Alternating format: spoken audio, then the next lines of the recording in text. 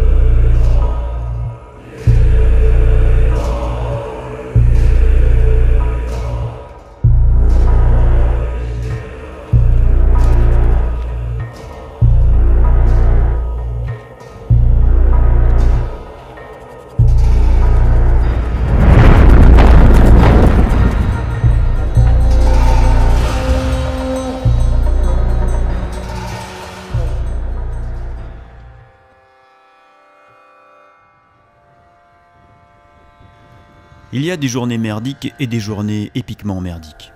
Oubliez les préliminaires, dès le départ, j'ai été confronté à des murs de sable de 300 mètres de haut, où à peu près toutes les difficultés techniques s'étaient donné rendez-vous. J'étais tellement concentré que j'en ai oublié de boire et manger. Mais l'essentiel est que je suis bel et bien rentré dans le Badain-Jaran, que je suis entier et que grâce au portage solaire, je déplace 200 kg de charge sur des montagnes de sable.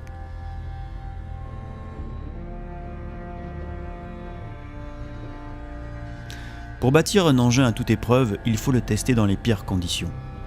C'est dans la démesure du Badain-Jaran que j'ai décidé de tester Solar Explorer, un portage solaire qui accroît les limites d'autonomie de l'homme en milieu désertique. Tout ce qui ressortira de cette expérience sera forgé dans les pires conditions.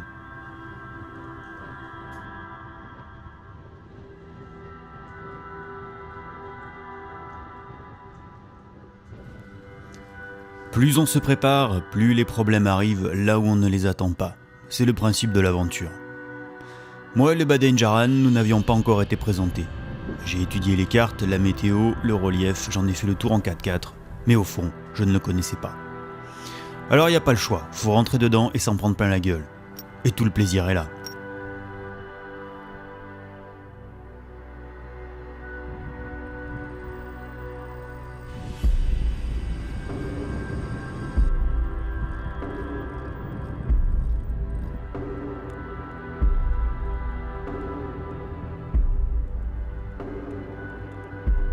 Ouais, j'avais jamais vu des dunes aussi hautes. C'est impressionnant. Certaines dunes sont carrément des remparts. Ce matin, dès que je me suis réveillé, j'ai démarré, j'ai un roulement à billes au niveau de l'arbre moteur qui a pété. Et en fait, ça a coincé le moteur. Après 2 démontages d'affilée, ce qui m'a pris jusqu'à 9h du matin à 14h, j'ai compris que c'était ce roulement. Donc je l'ai enlevé. J'espère que ça n'a pas posé de problème. Il m'aura fallu 3 jours dans l'ombre pour une étape de 20 km. C'est assez étonnant. Enfin étonnant, non. Quand on voit le décor, c'est pas étonnant. C'est pas étonnant. J'ai quand même passé le 2e jour entier à essayer de sortir d'un col. J'ai dû décharger 2 ou 3 fois, creuser des dévers pour que le chariot ne se renverse pas. J'ai endommagé une partie de mes freins. Tout va très vite.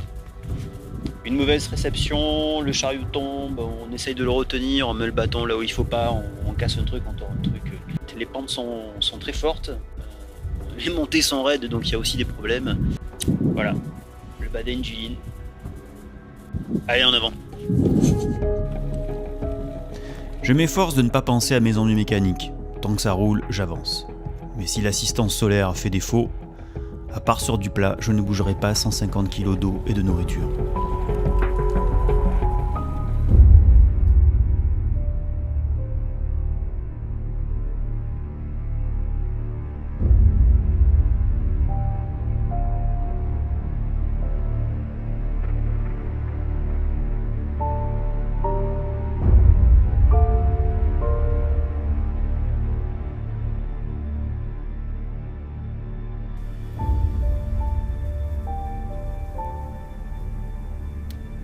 Putain, c'est vraiment une vision d'enfer, hein. En termes de châtiment, de punition, de vision de l'enfer, c'est vraiment abominable ici. Alors autant quand les dunes elles étaient grandes, ça faisait des vallons entre. Mais alors là, c'est un bordel. Comment tu veux que je fasse plus de 5 km par jour? C'est impossible.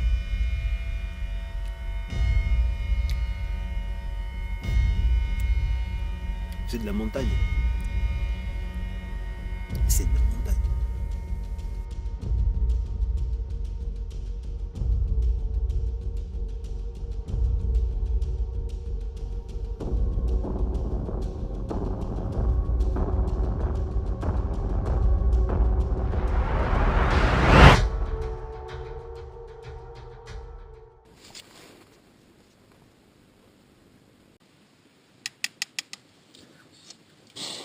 Ouais. Ah l'enculé là.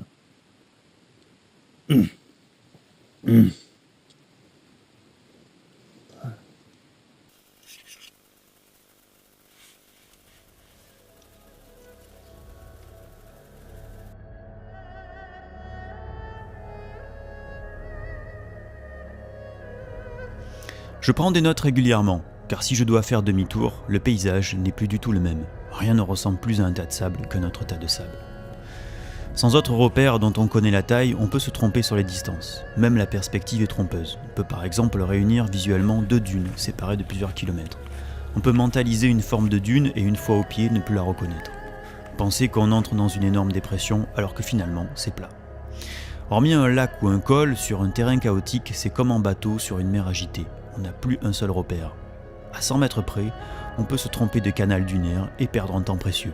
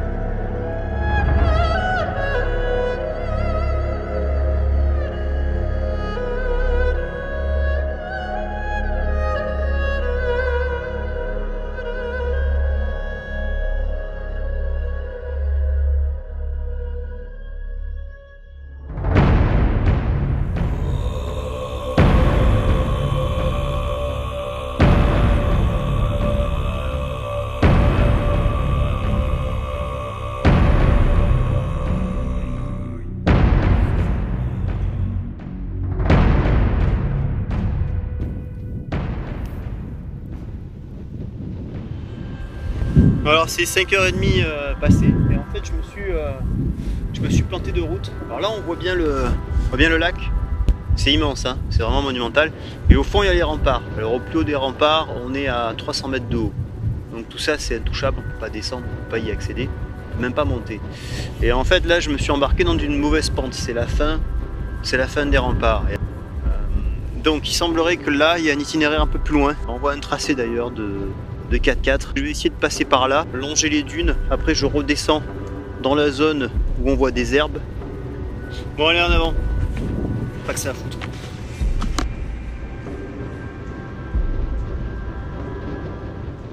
Les traces de 4x4 que vous voyez de temps en temps viennent d'une famille mongole qui élève des chameaux près des lacs. Je fais attention de ne pas toujours suivre leurs traces.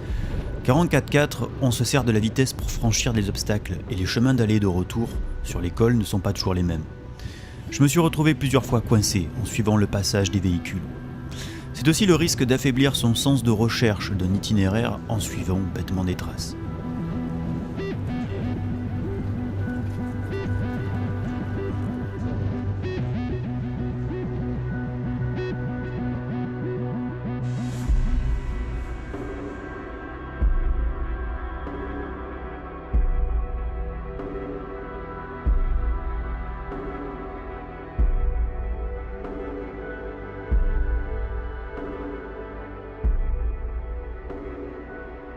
Ah putain. Ah, café. Faut un café là. Faut un café.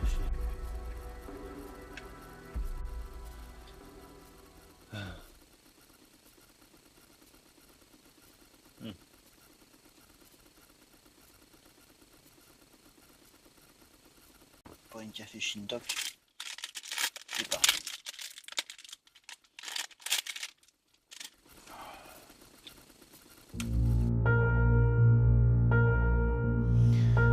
Pas besoin de s'appeler Tantale pour connaître la soif. L'eau du lac n'est malheureusement pas potable. Hormis un lac ou deux, l'eau est soit trop minéralisée, soit basique. Quelques puits existent, mais je n'en connais pas leur position.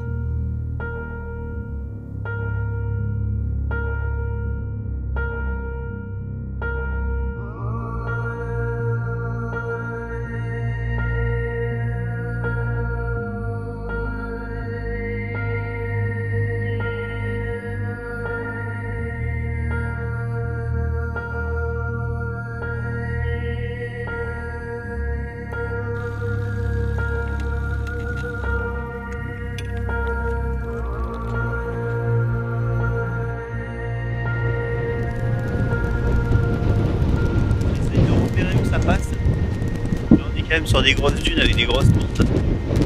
Donc là je peux monter jusqu'ici. La redescente me semble compliquée là. Je vais m'avancer un peu pour voir si ça passe, parce que ça veut dire que je m'engage jusque là s'il y a rien. Le lac est tout là-bas. Alors le vallon en dessous a l'air pas mal. Il me semble voir des traces d'animaux. La question est comment rejoindre ce vallon. Je vais monter sur la crête pour voir comment on récupère le vallon.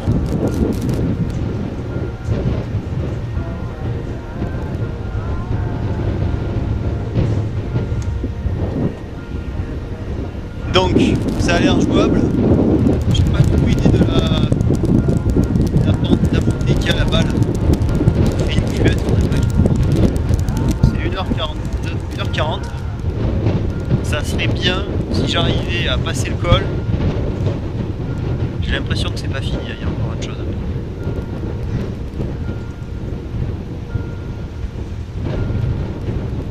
Allez.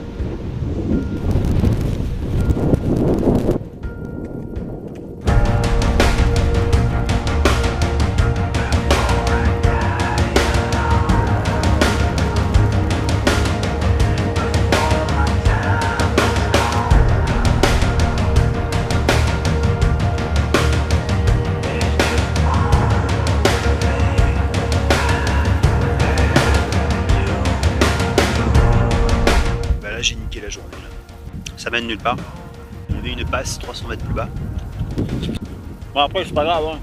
Je suis pas là non plus pour faire du tricot hein, sinon je ferais du tricot.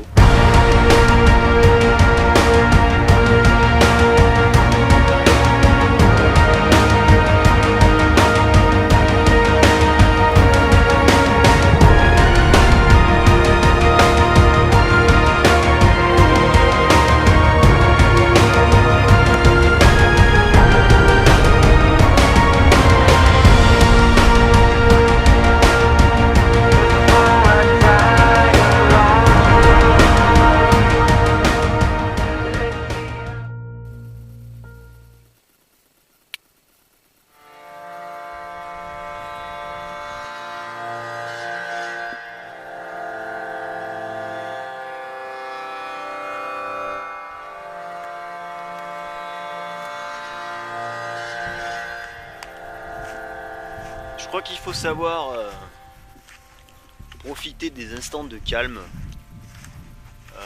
Je suis dans un vallon où il y a bien devant moi 3 ou 4 km de plat. Des mini-collines quoi. J'avais jamais encore vu ça, je pensais pas que c'était possible. Je pensais que ici tout n'était que galère. Et donc c'est un problème de tenir la caméra et de freiner le chariot en même temps. Comme j'ai que deux mains, j'ai l'accélérateur en main droite et le frein en main gauche, je suis un peu embêté. Donc là je profite de la descente, je fais tout sur le frein. Donc je profite aussi de bénéficier des performances de la machine, du chariot, puisque dans ces cas-là, j'ai quasiment pas à tirer, hein. Le soleil suffit à charger la batterie et à ce qu'il avance et tire sa charge tout seul. Donc vraiment, sur ce type de terrain, c'est particulièrement efficace.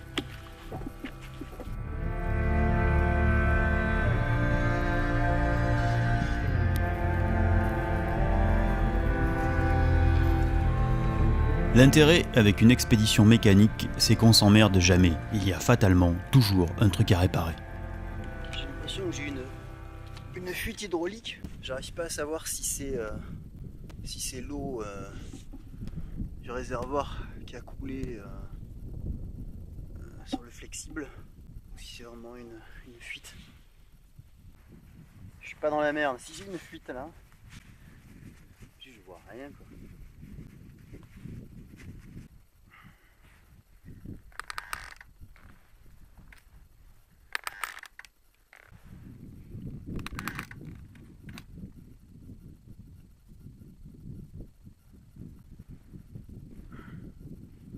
Non, bah c'est le jerrycan. L'enculé, il m'a fait peur, hein. Putain. T'es un coquin, toi, hein.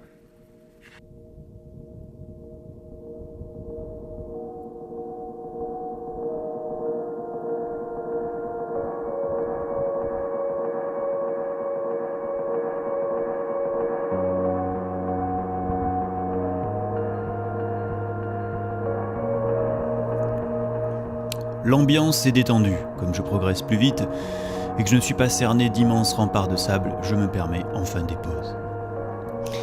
Malgré sa grande technicité, c'est un désert sec aux températures plutôt confortables. En hiver, la nuit, la température peut tomber jusqu'à moins 25 degrés. Du coup, on n'est pas dérangé par les insectes, les serpents ou les scorpions.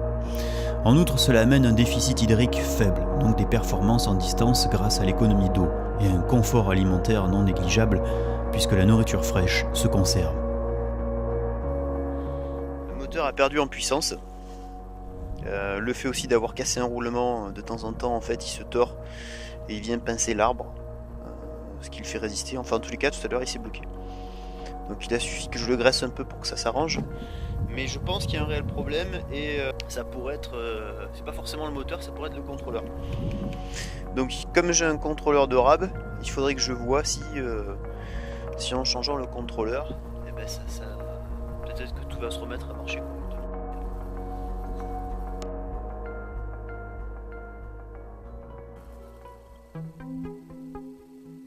J'ai fait des essais de changement sur le contrôleur du moteur. Ça n'a rien changé. Donc je suppose que ça doit venir du moteur. Des journées comme aujourd'hui, ça va, bien que j'ai eu un blocage dans une montée. Donc soit je continue, soit je rentre maintenant en limitant la casse. Parce que c'est vrai, si je vais loin, plus je vais loin, plus il y a de chances que ça casse en cours de route et que je rentre sans. Je vais manger, je vais réfléchir et demain matin, je verrai ce que je vais faire. Ouais.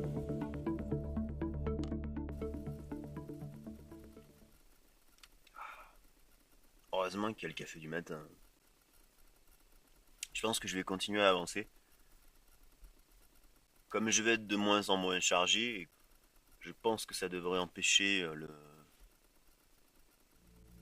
le moteur de chauffer encore plus. Donc on va continuer comme ça.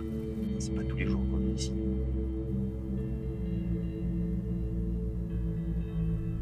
Si je n'avais pas oublié mes clés Torx pour démonter la coque du moteur, j'aurais pu m'éviter une angoisse inutile. Il va me falloir attendre 3 semaines pour connaître le vrai problème. En fait, je le connais déjà, il est dans ma série d'interrogations, mais comme je n'ai pas accès au bobinage, je ne peux pas éliminer les problèmes électriques.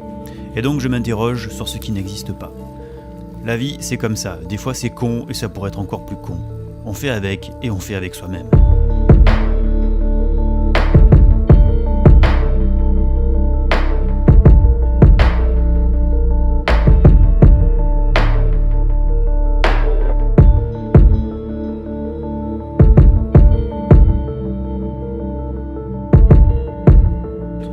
Je viens de perdre à l'instant ma clavette. Elle vient de tomber, je l'ai retrouvée au bout de 100 mètres. Incroyable. Cette pièce, elle va ici, là. Elle rentre là et elle permet au différentiel d'entraîner l'arbre. Le collier qui la tenait a pété. C'est un truc de dingue.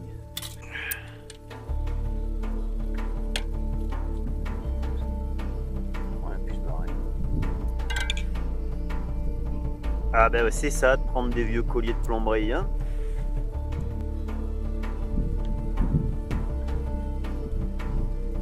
Bon. Eh ben ça entraîne. Voilà. En parlant de trucs cons, figurez-vous que la deuxième nuit, un renard m'a piqué ma gamelle. C'est une Jetboil intégrée au réchaud. Courant à poil dans le désert avec ma frontale, j'ai retrouvé mon renard, la gueule plongée au fond de la gamelle. S'il s'était caché ou si je ne m'étais pas réveillé, ça en aurait été fini de mon confort culinaire. Cela montre à quel point il suffit d'un rien pour transformer une expédition en désastre, voire en échec total, au bout de quelques jours. J'ai dû réparer une de mes raquettes qui a cassé. Et, j'avais pris des TSL, modèle un peu sport, pour des gens lourds. Pas lourd, mais je me suis dit que ça allait les rendre plus résistantes. Et en fait, le truc, c'est qu'elles sont franchement toutes en plastique. Et GTSL, ils sont malins. Ils font l'articulation du pied et de la raquette en plastoc. Donc avec le sable, forcément, c'est complètement bouffé. Donc du coup, je donne pas cher de la vie des raquettes. Enfin bref, c'est pas très grave. Il faudrait les faire sur mesure. Bah, de toute façon, ici tout s'use. Les hommes, les machines, les esprits, tout s'use. Et en plus, je suis tout le temps malade. Ça, c'est vraiment chiant. J'ai les voies respiratoires, mais décapées à zéro, quoi. Je sais pas si c'est l'air sec ou la poussière, ou le froid, ou les trois réunis. Le froid, il fait pas très froid, hein. Pas non plus l'enfer, mais c'est vrai que c'est emmerdant. Je sais pas trop la gueule que j'ai, mais je dois ressembler à un animal préhistorique, quoi. Il doit y avoir de tout dans ma barbe. Du petit déjeuner, du café, du sable, de la morve, tout ce qu'on veut. C'est ça l'aventure. La nuit, des fois, je crois entendre des animaux. Mais c'est pas des animaux, c'est mon ventre. Et des fois, je crois que c'est mon ventre, et en fait, c'est des animaux. C'est bizarre.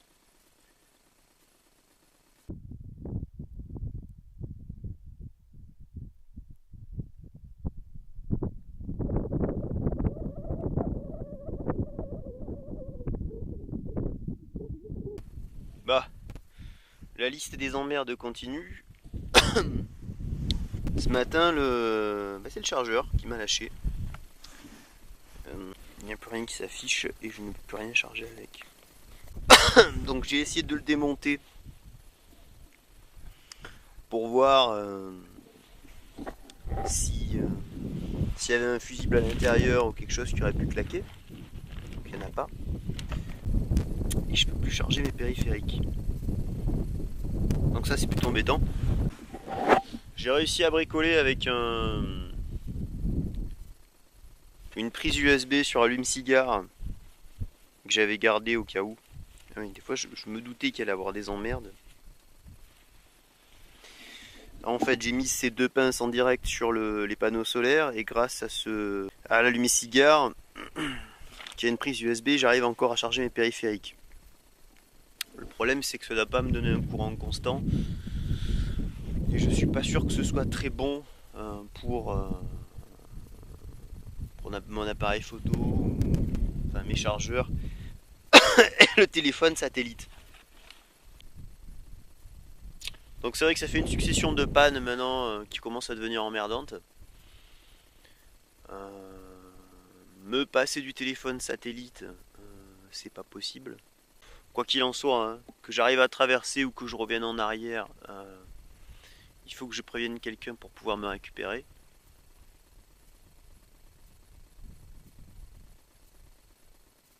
Donc si des fois j'ai un problème avec le téléphone satellite, qui s'allume tout seul, ou qui se décharge,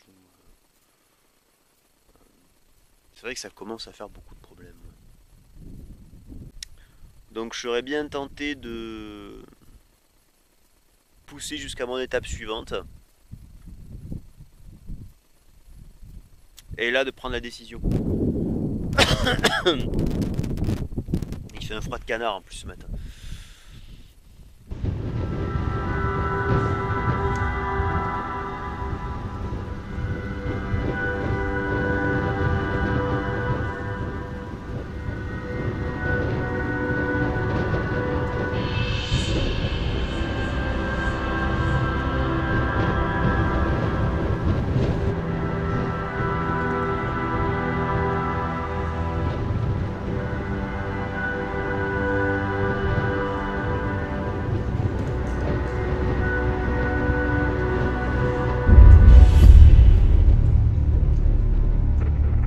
Encore des emmerdes.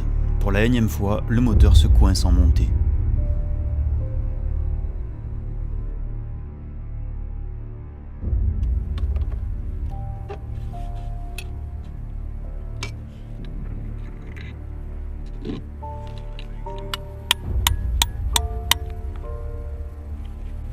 On voit bien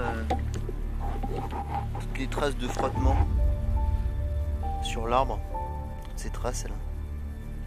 En fait, elles ont été provoquées par le pignon depuis qu'il manque le roulement à l'intérieur. Tout ça à cause d'un putain de roulement. Bon, dans l'immédiat, j'ai pas d'autre choix que de passer un coup de papier de verre sur les deux pièces parce que là, j'arrive même plus à le rentrer, c'est pas possible. Donc je repartirai pas. C'est peut-être un signe que l'électronique soit tombée en panne aujourd'hui, parce que je serais allé plus loin avec ça, ça aurait été un carnage. Je me serais fait confiance sur un terrain facile. Et ça aurait cassé plus tard, quoi. C'est vraiment con, hein, ça tient à rien. Putain, c'est trop con, quoi. Je ne le sais pas encore, mais le moteur n'a rien.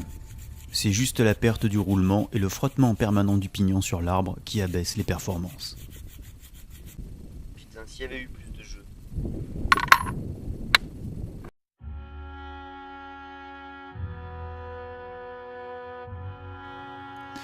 Je rage de ne pas continuer, mais je ne regrette pas ma décision.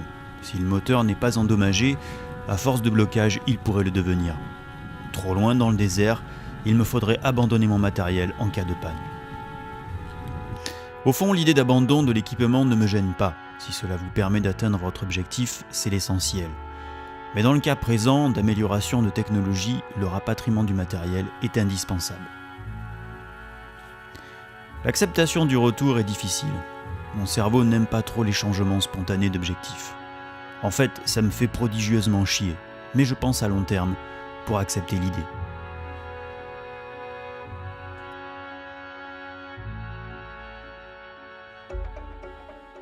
Un peu de bétadine autour pour Comme je suis presque à vif, je voudrais pas qu'il y ait d'infection, des saloperies quand ça macère dans la journée. Le problème, les malheureux, c'est qu'ils ont juste la nuit pour s'assécher et durcir. Je suppose que tôt ou tard, il faudrait une journée entière de repos, voire plus. Le problème, c'est que quand tu tires une charge, tu as tendance à être plus penché en avant. Donc en fait, tu as une position différente dans la chaussure. Donc du coup, ça vient frotter à des endroits où t'as pas forcément de frottement. Sans compter que quand tu es dans les montées, ça te tire en arrière. Donc tu as le talon qui vient se bloquer contre la chaussure. Et donc là, ça morfle. Pour pas t'emmerder le soir, tu bricoles. Ce sac Valandré, qui globalement est pas mal, hein. Il est vieux, hein. Je crois qu'il doit avoir plus d'une dizaine d'années ce machin, si c'est pas 15 ans. Et en fait, ils ont une idée à la con qui est de mettre des velcro pour que de part et d'autre ça puisse s'accrocher, sauf que toi, t'as tout un tas de textiles et de fringues qui s'accrochent en permanence dessus et c'est assez casse-couille. Et globalement, ces velcro ne marchent plus. Et là, on bricole. Comme ça, au moins, je vais arrêter d'abîmer l'écharpe de ma femme, qui a le mérite d'être très chaude. L'écharpe, hein. Pas ma femme.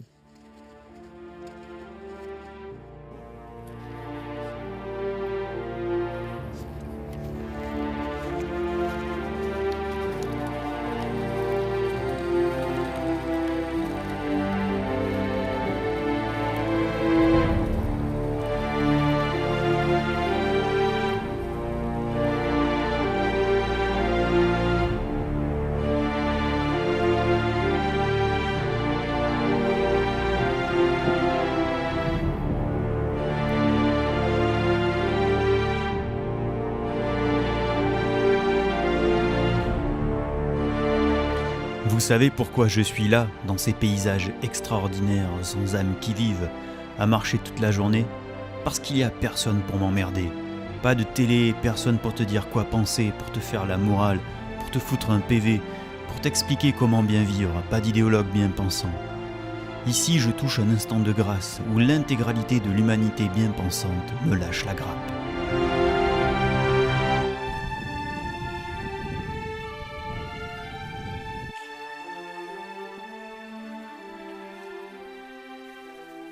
C'est à partir de demain que les choses difficiles recommencent.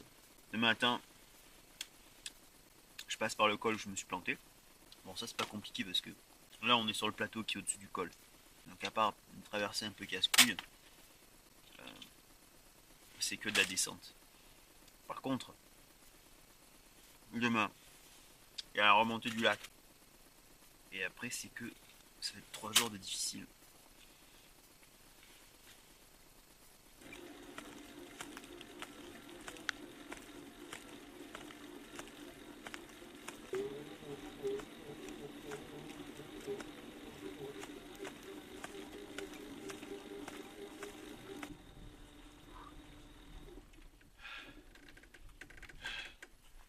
L'enculé, c'est passé.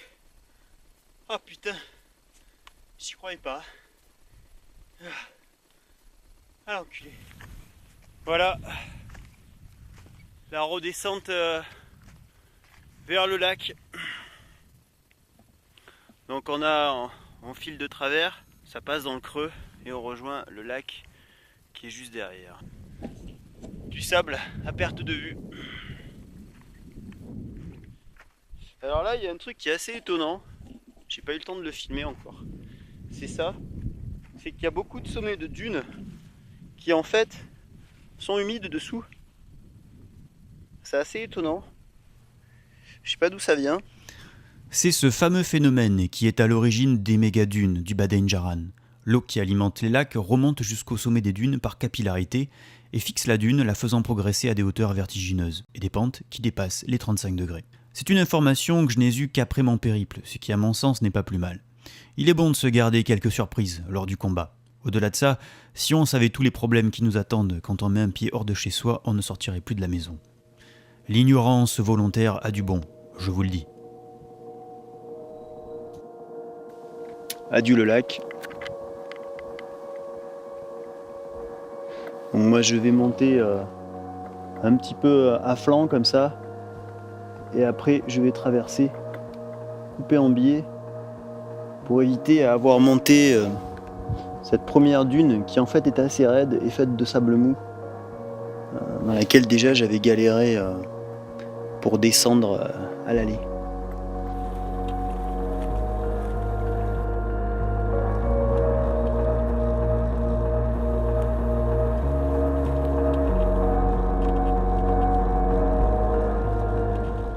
Ne vous trompez pas, le problème, ce n'est pas la pente, c'est la consistance du sable.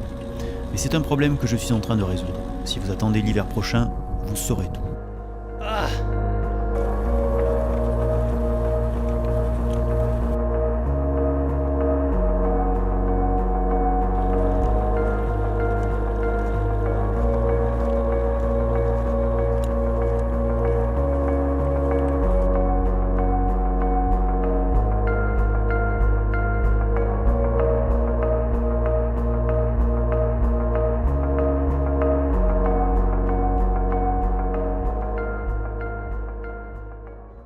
Je voulais pas abandonner l'affaire de la batterie. Il s'avère que j'avais quand même conservé la batterie du powerbank que j'ai démonté. Je me suis dit c'est con, il doit y avoir un moyen de l'utiliser pour charger les autres batteries. Donc du coup j'ai branché ma batterie directement sur l'installation que j'avais fait avant. Et donc là j'arrive à charger mes périphériques. Allume-cigare USB lui un peu chaud, mais j'ai noté qu'aussi aujourd'hui avec les panneaux solaires il était un peu chaud. Je suppose que c'est normal puisqu'il est censé quand même transformer ce qui arrive en seulement 1 seule ampère. Donc forcément il fait résistance. Je vais essayer dans la soirée de charger un maximum de batterie. Comme ça j'aurai plus besoin de m'arrêter tout le temps.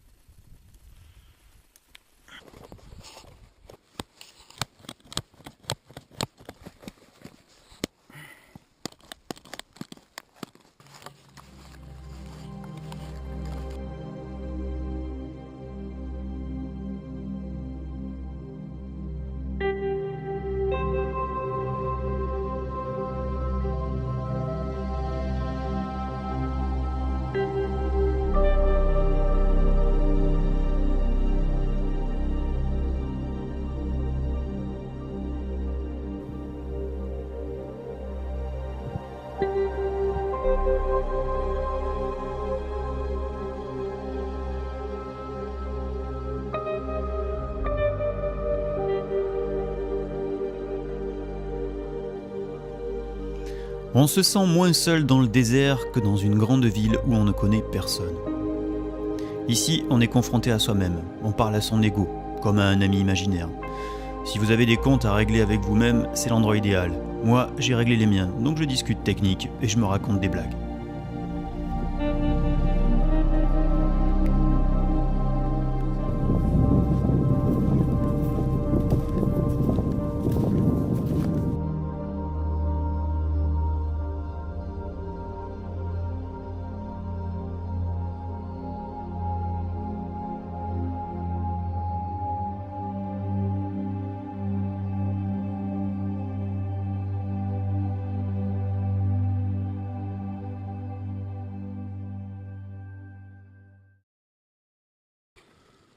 D'abord, une tasse d'eau.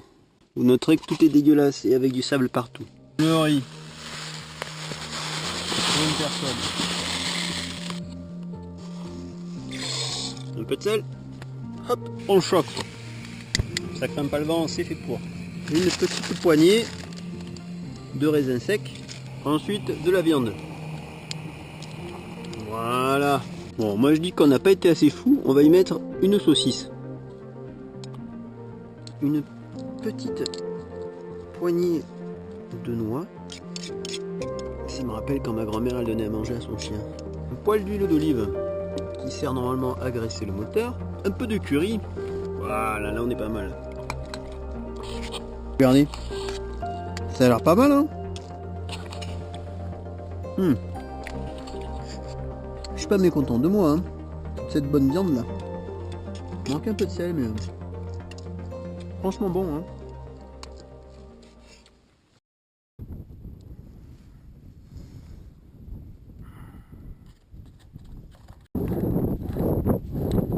Bon, je suis allé faire un petit tour de prospection. En effet, j'avais oublié mes galères du premier jour. D'abord, il y a cette cuvette à passer. Voilà, sur le côté, on peut oublier. Derrière, je peux plus ressortir si je passe tout droit. Donc, il faut que je passe là. C'est bien là où je suis passé le premier jour. Et après, juste en dessus, il y a un dévers hyper raide. Je me rappelle avoir déchargé et carrément avoir creusé un passage avec mes raquettes. Et après, derrière, c'est pas fini. Ça va être un sacré bordel. Je comprends que j'ai eu un peu un coup au moral quand j'ai débarqué ici.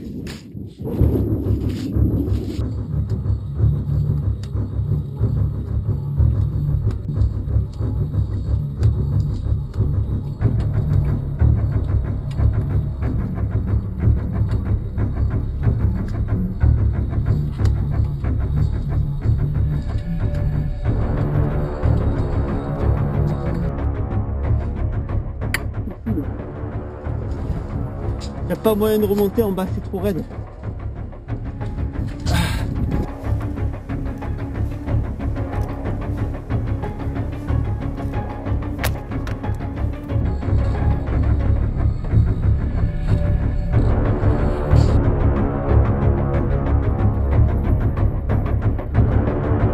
Tu m'as envie de casser les couilles, je le dis. Allez, on va aller voir quelles sont les emmerdes suivantes.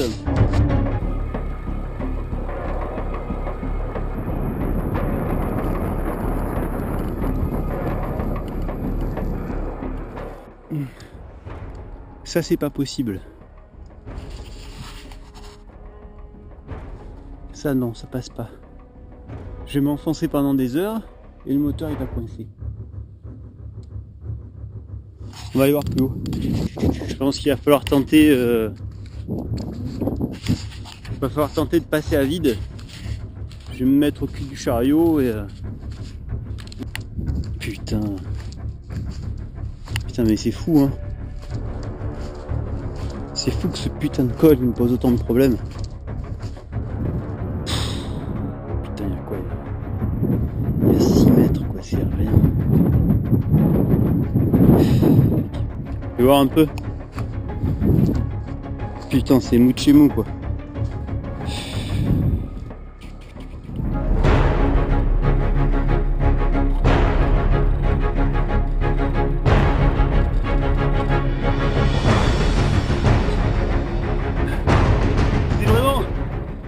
C'est vraiment n'importe quoi.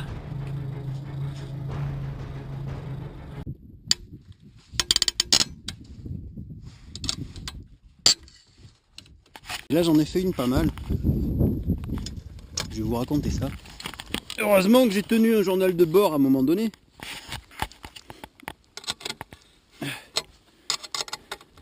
C'est qu'en fait, à force de faire col ballon, j'en ai oublié, hein. Et j'ai condensé 2 cols en un. Parce qu'il y a un truc que j'arrivais pas à retrouver aujourd'hui et je comprends pourquoi. C'est parce que je l'ai pas encore vu. Enfin, les journées comme aujourd'hui, je sais pas si vous allez m'entendre avec le vent, hein. Je sais pas où j'ai foutu mon micro à bonnette. Je tire plus le chariot en fait. En fait, il m'accompagne. C'est un peu l'intérêt de l'engin, quoi. Alors, si dans les endroits difficiles il faut tout décharger et s'emmerder, c'est une chose. Mais à un moment donné il faut qu'il y ait un avantage. Et le vrai avantage c'est celui-là. C'est qu'en fait sur du plat, il avance tout seul, il m'accompagne. Et là vraiment on peut faire des performances. C'est intéressant. Je consomme pas grand chose, hein. Là on consomme 100 watts. Même pas. Bon là on est en descente donc je consomme rien. Mais même avec la faible lueur d'aujourd'hui, les 100 watts je les produis. Donc même pas, j'ai besoin de toucher à la batterie. Puis j'ai noté qu'avec le couple qu'on a donné au moteur, la consommation entre là et j'étais à 80 litres d'eau, plus tout le matos, on était à plus de 100 kg. Et maintenant où il me reste à peine 20 litres d'eau, Sur ce type de terrain, la consommation est la même. À quelques watts près, quoi. Donc ça fait intéressant. Bon, ça y est. On vient de... Je viens de m'envoyer la plaine. On a fait ça, hein. Un peu plus de 2 km/h. Et ouais, j'ai pas plus vite dans ça. Ils ont une viande séchée là, franchement ça va. Bon maintenant, faut se remonter le col là. Mais je pense qu'il n'y aura pas besoin de décharger. Parce que c'était dur. C'était dur. Et par contre, il y avait une traversée très longue. Arrête. Donc peut-être aussi déchargement. Mais on va ruser.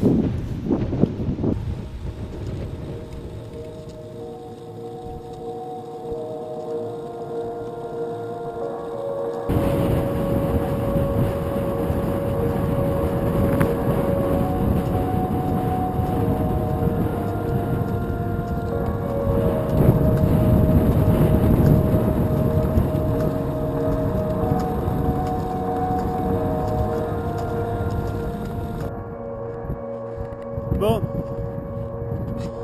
le chariot, il n'y a pas trop le choix. Passer légèrement en travers et ici monter. Globalement, le sable n'est pas trop mou. Après, la redescente c'est ok, la remontée là, je me rappelle, ça se fait bien et c'est là où il y a une traversée à la con. Après, c'est presque sorti d'affaire. Presque aussi.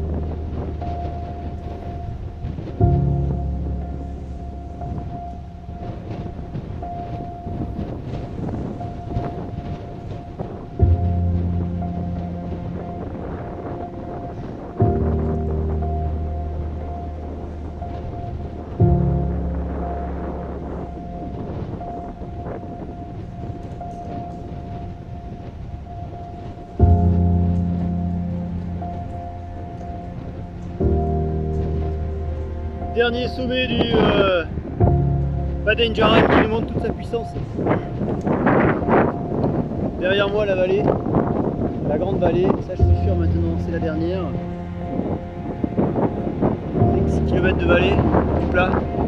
Et je vais arriver ce soir à mon point de départ.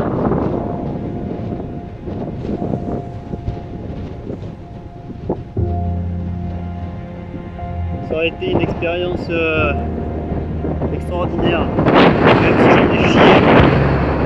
Pour être vivant, je me suis vraiment régalé. C'était cet élément.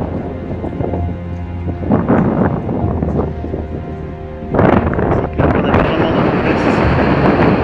Et c'est franchement pas plus mal. C'est un vrai beau terrain d'aventure. Encore des choses à y faire. Je le traverserai plus tard. Wouh!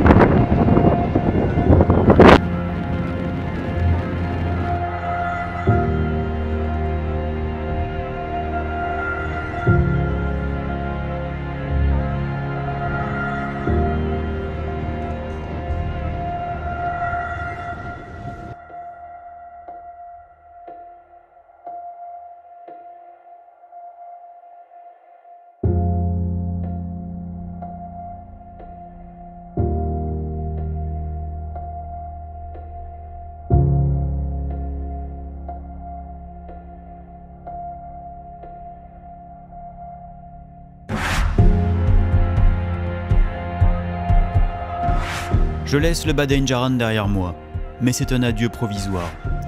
Le moteur n'a rien, maintenant je le sais, c'est ce foutu roulement à billes qui m'oblige à rentrer plus tôt. Je suis confiant et je sais comment maintenant résoudre la plupart des problèmes que m'a posé le Badaïn-Jaran. Il me faudra 6 mois pour apporter les modifications nécessaires à mon équipement et mettre en place une nouvelle expédition. Je ne saurais assez remercier tous les gens qui m'ont aidé dans cette aventure. Au travers de ce film, je pense que maintenant chacun comprend l'importance de sa contribution. Si vous voulez vivre heureux, menez vos idées jusqu'au bout. Soyez honnête avec vous-même, ne regardez pas la télévision et ne vous laissez jamais dire ce que vous avez à faire. Un homme doit faire ce qu'il a à faire. C'est une expression de John Wayne qui résume assez bien le fond de ma pensée. À dans 9 mois pour mon retour dans le Badaïn-Jaran.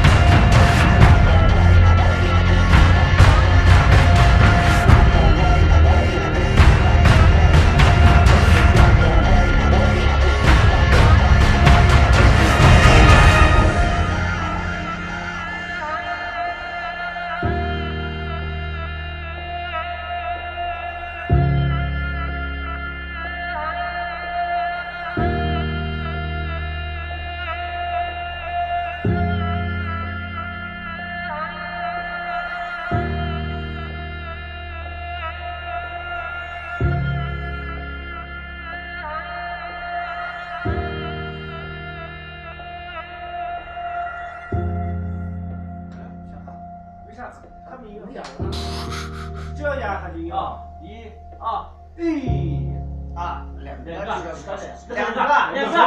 没有两个，哟，两个鸭子啊，这是鸭子啊，这是哦，两个鸭子，哎呀，那两个鸭子，赢了两圈了啊，就那那咋控制嘛？我们来试试看，来，1、2、3，你们来试试看。哎呀，把这个抽哈，哎呀，我是来，还最后是个了，啊，那都是来是吧？好的，来，1、2、3，你们俩试试看，调调，别的比了，你们俩比看啊，来，这目标，就这个，就开心，是，一样，完了。